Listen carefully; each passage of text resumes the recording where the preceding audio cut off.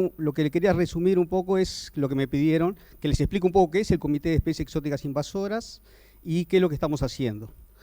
Como decía al principio en la introducción, yo recién en el año 2017, a mitad del año, me dieron esta responsabilidad y bueno, con muchos agrónomos tenemos acá, como ustedes saben, este tema recién gracias a Daniela y el equipo de investigación en Facultad de Agronomía, es un curso de posgrado. Ni siquiera el tema de exóticas invasoras lo tenemos en la currícula, ¿no? Y bueno, y como tal, para mí fue un tema nuevo. Si bien hablamos nosotros de malezas y control de malezas, hablar de exóticas invasoras, los procesos de invasión y todo lo que estamos hablando, como que bueno, como agrónomo también es una aproximación nueva en este sentido. Bueno, lo que sí es cierto que nosotros dentro del Ministerio de Medio Ambiente y en la Dirección Nacional de Medio Ambiente, el marco en el cual nosotros trabajamos, el marco normativo y legislativo, es diferente a lo que nosotros manejamos a nivel de lo que es la parte agropecuaria. Por eso un poco lo primero que les quería comentar es hablarles sobre cuál es el marco de trabajo que nosotros tenemos, que es también a nivel nacional, que es la Convención sobre Diversidad Biológica. Esto es el anclaje que nosotros tenemos para trabajar este complejo tema de las especies exóticas invasoras. Por otro lado, una breve reseña de lo que es el comité, que por otro lado está cumpliendo 12 años. Y después ya meternos directamente cuál es la estrategia de Uruguay para la conservación y el uso sostenible de la diversidad biológica, y dentro de eso cómo entran las especies exóticas invasoras, el plan de acción que nosotros elaboramos en el año 2018, y los avances que hicimos, y me pidieron especialmente cuáles serían los desafíos. Después de toda esta mañana, este comienzo de la tarde, como que es mucha información y bastante complejo el tema que tenemos entre manos.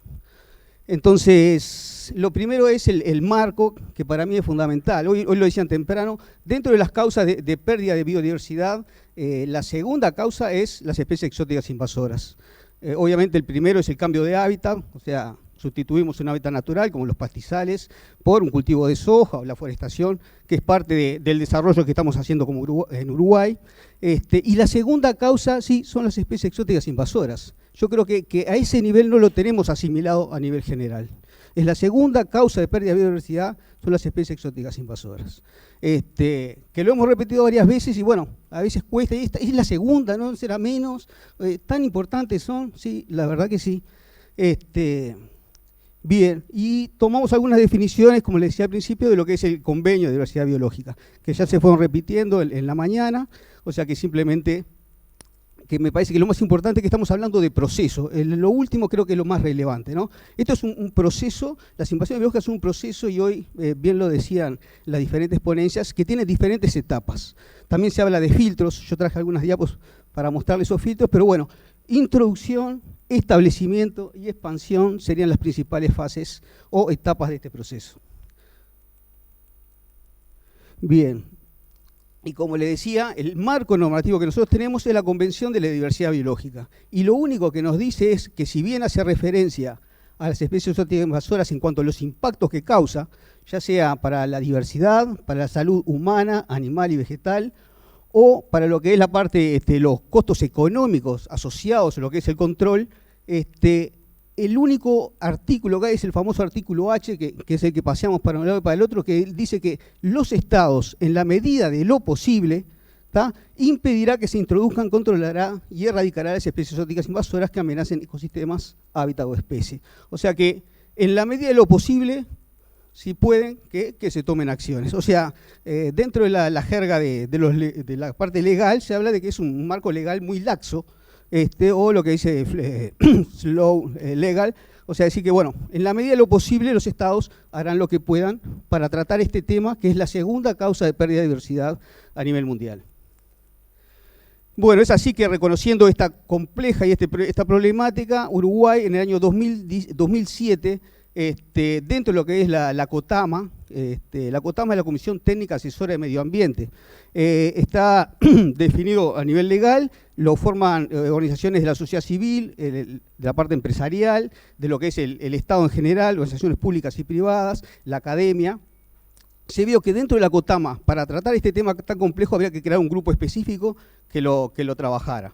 Y es así que se crea en el año 2007 el Comité Nacional de Especies Exóticas Invasoras, que creo que Daniela está desde el principio, ¿no? Pero bueno, hay algunos colegas que todavía siguen estando. Nosotros somos de los últimos que nos hemos reintegrado. O sea, la comisión técnica es un órgano dentro del Estado interinstitucional para definir políticas públicas. O sea, lo que es un órgano asesor. Bien, y bueno, y esto creo que es el valor, lo más importante que ha hecho el comité, es que nos ha dejado un conjunto de publicaciones y cada una de estas publicaciones se ha realizado a partir de talleres participativos. La estructura que tiene el comité es que se hacen talleres con diferentes delegados, diferentes instituciones que participan en la COTAMA, más la academia, y en términos de plenarios, participativos y talleres, se van definiendo lo que son diferentes temas. En concreto, en el 2010 se definieron lo que son lineamientos generales para la gestión nacional, después se elaboraron lo que son las prioridades de gestión, se elaboró una publicación que hoy mostraba Ana Clara, creo que era la lista, se consensuó en estos talleres 42 especies exóticas invasoras para Uruguay, que es el librito de abajo. Después se trabajó sobre todo el tema de salud, estamos hablando de otras especies que si bien no hacen en este seminario, estamos hablando de mosquito Aedes aegyptis, hoy tenemos otro tipo de problemas, o sea, estamos hablando de animales, invertebrados, hongos, o sea, es bastante complejo más allá de la parte vegetal. Sí se trabajó mucho y hay una publicación específica de las exóticas invasoras leñosas, fundamentalmente nos referimos a Clovis ligustrum, la gledicia, que está causando bastantes problemas para el bosque nativo. Y bueno, el año pasado yo ya estaba integrado, hicimos lo que fue un ciclo junto con la RETEMA sobre invasiones biológicas, que va a salir esta publicación ahora en breve, que ya está en edición.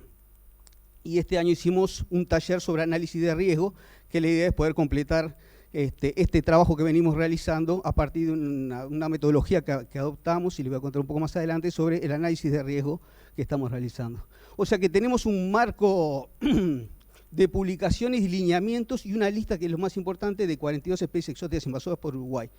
Pero no es una lista, o sea, es una lista que está en una publicación, si bien está en la página del ministerio, y debería ser una recomendación, decir, bueno, estas son exóticas y estos son los problemas que generan, pero no está atado legalmente a nada, o sea que no tenemos no es vinculante legalmente, así es la definición que dicen los colegas abogados.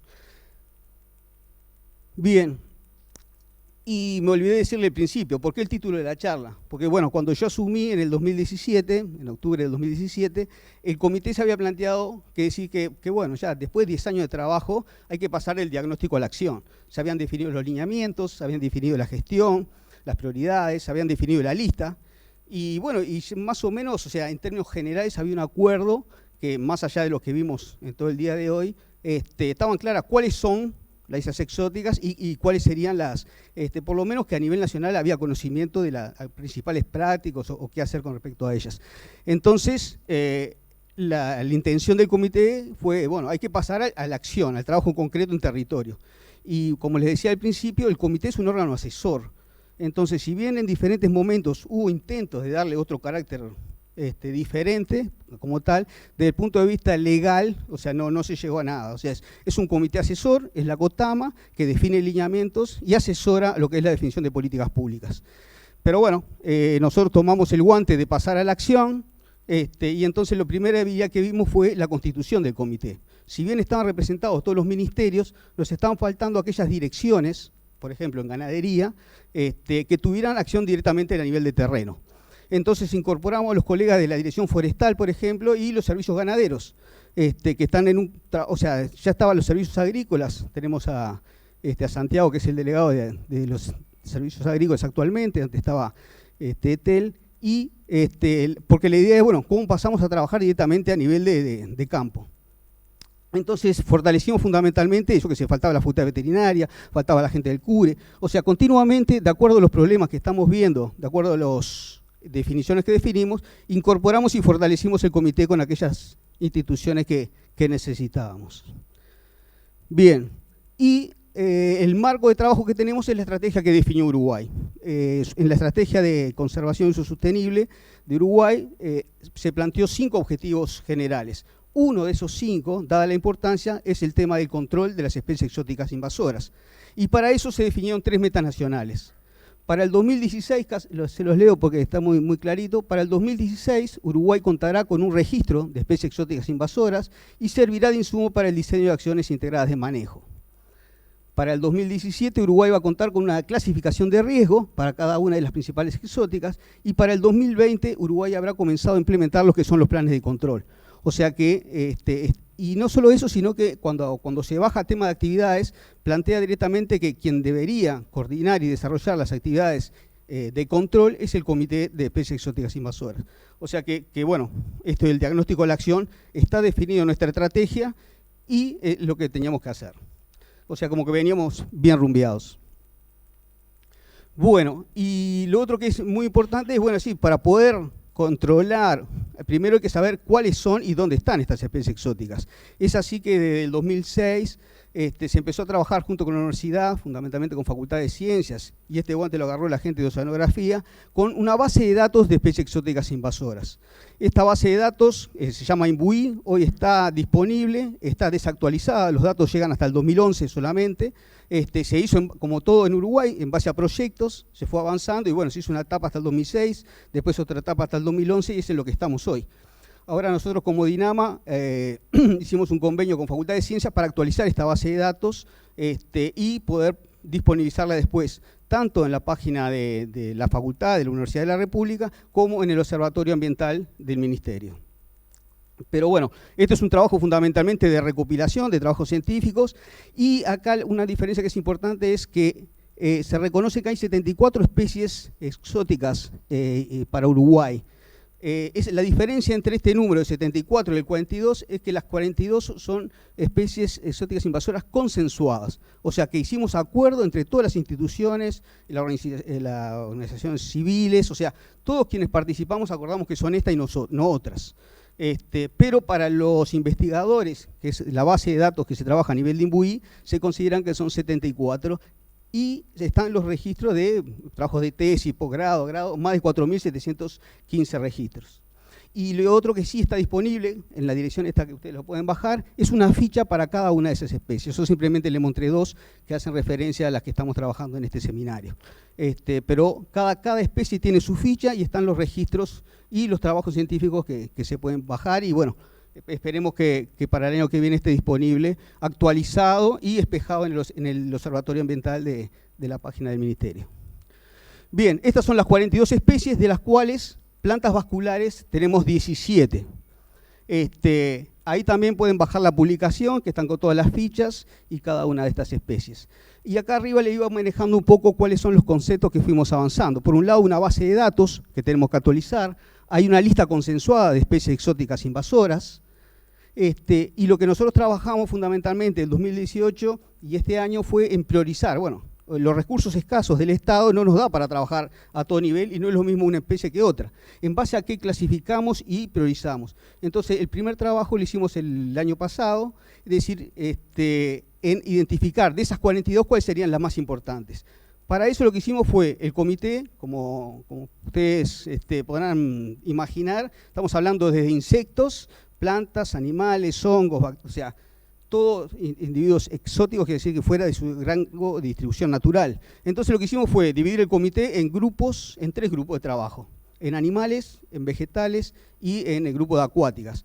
Fundamentalmente porque si queremos pasar a la acción, tenemos que tener aquellas instituciones con las competencias necesarias legalmente que le permitan actuar. Si no, por más conocimiento que tengamos, no vamos a poder trabajar. Entonces, conformamos lo fortalecimos, integramos nuevas instituciones y armamos 3 grupos de trabajo o subgrupos dentro del comité. Y dentro de cada uno de esos grupos trabajamos es decir, bueno, de todas las plantas vegetales, ¿cuáles son las más importantes y cuáles son las que vamos a priorizar?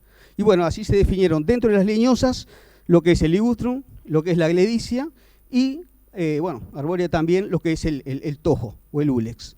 Y dentro de las vegetales, fundamentalmente el capina noni.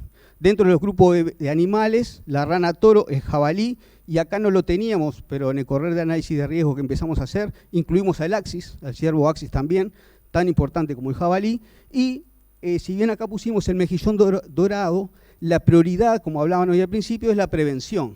O sea, para todo este tema, lo más importante para las exóticas es prevenir. Y bueno, Uruguay aún no ratificó el protocolo de agua de lastre. Es un protocolo que entró en vigencia en el año 2017. Hace 2 años y medio que estoy tratando de que la Prefectura y la Administración Nacional de Puertos empiecen a trabajar en un protocolo efectivo a este nivel. Y eso va a ser un poco después, al final, cuando hablamos de desafíos, todos los problemas que hemos tenido en este recorrido. Pero la prioridad para el grupo de acuáticas es tener un protocolo de agua de lastre, de control efectivo y toma de muestra de los buques que lleguen a puerto. Eso es lo que debemos hacer. Independientemente de eso, el mejillón, si no lo conocen, es una de las especies que están más difundidas, ya está en todos los cuerpos de agua de Uruguay, y bueno, lo marcaron como prioritario, pero la prevención es la principal herramienta. Bien, base de datos, lista, priorizamos las especies, y lo que hablaban por ahí, Amparo, creo en la presentación lo planteaba, lo que era el tema de rápida respuesta. Lo mismo que decía el colega hoy ahora recién, o sea, si identificamos, lo mejor es actuar en forma inmediata. O sea, cuanto más demoremos en controlarlo, peor va a ser el problema. En ese sentido, nosotros estuvimos trabajando en el Sistema Nacional de Respuesta al Cambio Climático y el Sistema Nacional de Emergencias ambientales o ante desastres. Es así que nosotros habíamos definido en el 2014 la importancia de lo que son las emergencias ambientales, que no estaban definidas. Tenemos definidos los terremotos, los tornados, las inundaciones, pero las emergencias ambientales no estaban definidas como tal. Si bien nosotros en términos teóricos las habíamos incluido como una posibilidad, recién ahora que nos dieron esta responsabilidad, retomamos el contacto con el SINAE y le planteamos esta problemática. Y bueno, armamos un grupo como organismo asesor, junto con la gente del SINAE, más los colegas de los diferentes grupos, y elaboramos este protocolo. Es un protocolo que ya está disponible en la página del SINAE, lo elaboramos, se terminó de aprobar por el comité en julio del año pasado, y en diciembre del año pasado ya lo pusimos a aplicar. O sea, este protocolo que elaboramos ya lo estamos aplicando en el terreno. ¿Por qué? Porque de las 42 especies que tenemos a nivel nacional, hay una sola que es erradicable. De las 42, solo una puede ser erradicable, salvo los colegas que trabajan en el comité, capaz que lo han sentido por la prensa, pero es la famosa rana toro. Es un anfibio que desde el Ministerio de la DINARA, conjunto con los colegas veterinarios, se impulsó la cría de esta rana para producir carne para consumo. Un desastre. Pero bueno, en diciembre del año pasado surgió un foco, tenemos 3 focos a nivel nacional de ranas, uno en Cerro Largo que sigue creciendo, otro en San Carlos y un tercero que apareció en diciembre del año pasado en el área protegida de Santa Lucía. Nosotros como ministerio, y dadas las respuestas que tuvimos las diferentes intendencias, la única que respondió fue Canelones, las otras intendencias, Maldonado no nos contestó, y bueno, después la parte de Cerro Largo sí, y pudimos avanzar, pero bueno, Canelones dio respuesta y hoy estamos controlando la rana toro, o sea, trabajo en terreno, a partir de la aplicación de este protocolo. ¿Por qué? Porque tenemos lo que es los centros coordinadores de emergencias departamentales, como todos ustedes lo saben, tanto así como trabajan para las inundaciones, se hizo exactamente lo mismo. El intendente llamó, se convocó al centro coordinador de emergencia, desde el ejército hasta los maestros, estaban todos en una misma mesa, nosotros planteamos la problemática y se definieron, como dice el protocolo, 3 líneas de trabajo. El control, por un lado, el monitoreo por el otro, y un aspecto que decía ya al principio, cuando abrió el seminario, y que por ahí se reiteraba, es el tema, la tercer pata de este taburete que tenemos que construir, que es la concientización, la educación, la sensibilización. Es el gran debe que tenemos, es ese, que como nosotros, ni como científicos, ni como gestores, o sea, le entramos a ese tema, porque no es nuestro palo, pero realmente el mayor problema es desde el desconocimiento de las especies, o pensar que es una especie y es otra, o como nos pasaba con la gledicia que le llamaban los algarrobos en la zona este, o con el mismo el capín que nos contaban Amparo y los colegas de línea, que sí que ni siquiera los conocen los productores. O sea, sí habrá que trabajar en ese tema. Pero bueno, eso nosotros lo incluimos en el protocolo. O sea, 3 patas de trabajo: el control, el monitoreo y la concientización y difusión de la problemática. Bien, Entonces, para llegar, y fuimos avanzando en lo que son las diferentes metas, ¿no? Ya tenemos la base de datos, hay que actualizarla, tenemos la lista, lo priorizamos y habremos comenzado a implementar para el 2020 los planes de control. Y como les decía, de las 42 especies, la única que podría llegar a ser erradicable es la rana, y por eso focalizamos y el comité definió que iba a ser la bandera y le iba a dar seguimiento todo el comité a las actividades de control que realicemos con respecto a la rana toro. Pero nosotros entendemos que cualquier acción que tomamos en relación a este tema tiene que ser integral en ese sentido. O sea, de un punto de vista de educación, comunicación, difusión y capacitación tiene que estar. O sea, es fundamental. Obviamente, desde el Estado estamos trabajando en la base de datos, lista, priorización, análisis de riesgo, alerta temprana con el protocolo del SINAE.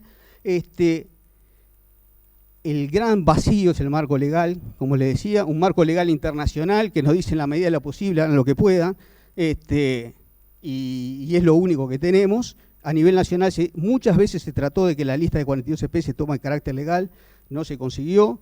Yo discutí mucho con la gente de jurídica, y después lo pasaban a decir, bueno, hagan un decreto por especie, pero es un tema que hay que avanzar porque no tenemos un marco de trabajo. De hecho, uno de los problemas que tenemos con la rana es que el 99% de los campos en Uruguay son privados. O sea, alcanza que el productor te diga que no quiere, ya está. Y bueno, estamos trancados en Cerro Largo, estamos trancados por eso, porque hay un productor que en realidad para la producción de él, que es ganadero, lo único que le molestan las ranas es para la hora de la siesta, porque no les molesta para nada, y tampoco nos autoriza a entrar a controlarla. Por lo tanto, estamos trancados. Digo ese ejemplo, pero hay otros. Entonces, el marco legal, y entonces empezamos a trabajar en lo que es, porque no hay recetas para esto, tú bien lo decías hoy, o sea, esto hay que empezar a trabajar, y bueno, le pusimos el marco de manejo adaptativo, como les decimos ahora, ensayo y error, ver cuáles son las mejores prácticas, protocolizar lo que hagamos y arrancar de vuelta. Entonces, y en eso estamos, en el manejo adaptativo y los planes piloto. Esto ya lo estuvieron viendo toda la mañana y correr todo el día, las diferentes etapas, pero sí lo que es importante es que para cada una de esas diferentes etapas también están relacionadas con los métodos de control y asociados en función de eso. Como siempre dijimos, lo prioritario es la prevención. O sea que si nosotros hablamos de estrategia de manejo, que es un poco lo que queríamos plantear acá arriba, es bueno, el costo efectivo, ¿no?, en relación al avance que sería la curva del crecimiento poblacional de la especie exótica, que está en azul. Las medidas más efectivas son las que tomamos al principio, o sea que la prevención en términos de costo efectivo, por eso le decía, el protocolo de agua de lastre, o sea, evitar que los barcos tienen las aguas donde viene la mayor cantidad de organismos acuáticos, y ya así entró el mejillón, el cargolito de rapana, tenemos una cantidad de poliquetos, ha entrado de todo, de organismos acuáticos. Bueno, prevenir es lo más económico. Bien, y esto fue un poco el resumen de lo que hicimos. Por un lado, el protocolo general del SINAE, eso dio pie a poder, cuando surgió un foco de ranas toros en el área protegida de Santa Lucía, a aplicarlo inmediatamente, y hoy lo estamos controlando. Todos los miércoles estamos trabajando en el área protegida. Hicimos un plan piloto en conjunto con todo el comité para la zona de Aceguá, de Cerro Largo, que yo les decía, y el plan fue aprobado por la Intendencia, porque ese es el otro tema a nivel legal. Nosotros somos desde el Ministerio, como todos los ministerios, tenemos responsabilidad y competencia a nivel nacional, pero la competencia a nivel departamental es de la Intendencia. O sea, si la Intendencia no aprueba, si la Intendencia no quiere o no le interesa, no podemos avanzar. O sea, tenemos dos, por un lado la Intendencia y por otro lado el mismo productor, porque el campo es privado. Son dos temas a solucionar. Los productores, de acuerdo a la recomendación de jurídica, le hacemos una carta, le explicamos la situación, y si el hombre no firma, entramos al campo y no hay problema, como estamos haciendo en Santa Lucía. El problema es cuando no lo autoriza, que quedamos trancados y quedamos ahí. Ya, ahí quedó porque no hay un marco legal que nos respalde. Y el otro tema es a nivel de la Intendencia. Como le decía, cuando yo me enteré de todo este tema, llamé a las 3 intendentes y a los 3 responsables ambientales de cada una de las intendencias. Como le decía, quien respondió en forma automática, convocó SECOED y todo, fue Canelones.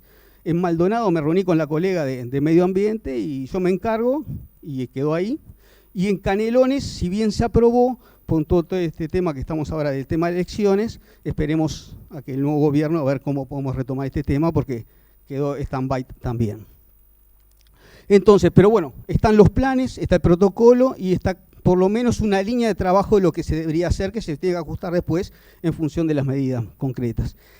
Y la otra definición que me parece importante es qué priorizar. O sea, priorizamos las especies, pero bueno, a nivel de terreno, ¿a dónde trabajamos? Entonces ahí lo que definimos fue empezar por casa, empezar por el Estado, empezar por los campos que son nuestros o por lo que es concretamente las vías de introducción. Entonces es así que ahora nos vamos a reunir el 12 con la gente del Ministerio de Transporte y Obras Públicas para elaboramos un procedimiento general para el control de las especies leñosas fundamentalmente, que era la prioridad que nosotros teníamos. Para trabajar a ese nivel, empezamos a trabajar con colonización, ya fuimos a 3 campos de colonización.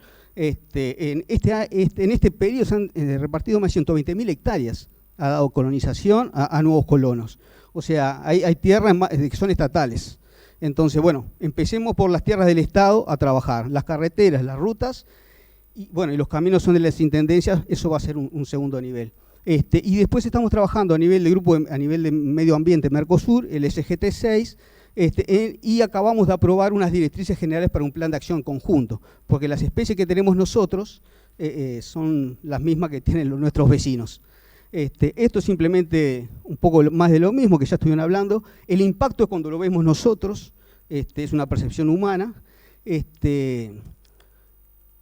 Empezamos a hacer un análisis de riesgo, hicimos un taller ahora el 16 de octubre, donde participaron 70 personas de diferentes instituciones públicas, privadas, la academia, y estuvo muy bueno. Y ahí sí, en base a esta metodología, hoy tenemos un índice de riesgo calculado en base a los diferentes... me queda pila de material, hablo mucho. Con información del resto de las instituciones que forman parte del comité sobre el grado de invasión, y acá ven cómo a través de las rutas me parece importante mostrarles que es el avance, en este caso, de lo que es el capín, y en este caso lo que es del tojo, que acá ayudó mucho un colega que acaba de fallecer, que es el Pocho Porcile, que estuvo trabajando mucho en lo que es todo el tema de tojo. Y simplemente para cerrar, en cuanto a desafíos, esta es la situación a nivel regional. No tenemos una estrategia de especies exóticas invasoras, como sí tienen nuestros vecinos. No tenemos un marco normativo, sí tenemos una lista, tenemos que actualizar la base de datos. Recién ahora estamos con el tema de análisis de riesgo, que recién empezamos a aplicar esta metodología. No tenemos un sistema de detección temprana, no tenemos un sistema de información, que la idea es crearlo. Tenemos especies comunes en todos los países. Y tampoco tenemos mecanismos de educación, comunicación y difusión como sí lo tienen los argentinos que acaban de terminar su proyecto GEF. Entonces, desafíos por delante, tenemos mucho para hacer, y lo primero es la definición de una estrategia. Ahí pensamos capaz que para más adelante hacer una propuesta para hacer a nivel con el GEF un proyecto de estrategia. Tenemos que avanzar en los marcos legales. Es un tema muy duro. Yo me hice un curso de legislación, hice una propuesta que me la valoraron con excelente trabajo, pero en los hechos no hemos avanzado nada. Lo que sí creo que va a salir es un sistema de información y monitoreo que nosotros estamos trabajando a nivel del ministerio. Tenemos la base de datos, estamos juntando los registros y la idea es poder disponibilizar en el observatorio, así como tenemos lo que son, a partir con el celular, sacar fotos de lo que son las nativas, y esto a partir de un control técnico después se pueden subir y disponibilizar, hacer lo mismo para las exóticas. El tema legal que les decía, nosotros ya en el 2017 fue que aprobamos la Estrategia Nacional para el Bosque Nativo, y ya se planteaba que para diciembre del 2018 se tendría que haber un marco legal. Conformamos un comité con el grupo de vegetales del comité, y se hizo una propuesta que todavía está a estudio. Así que, y en concreto ahora estamos trabajando con Brasil para hacer un trabajo en conjunto en Aceguá para marzo del año que viene, Brasil y Uruguay en la frontera para el control de la rana. Pero bueno, disculpen el tiempo, y bueno, dejo por acá, no sé si tienen alguna consulta.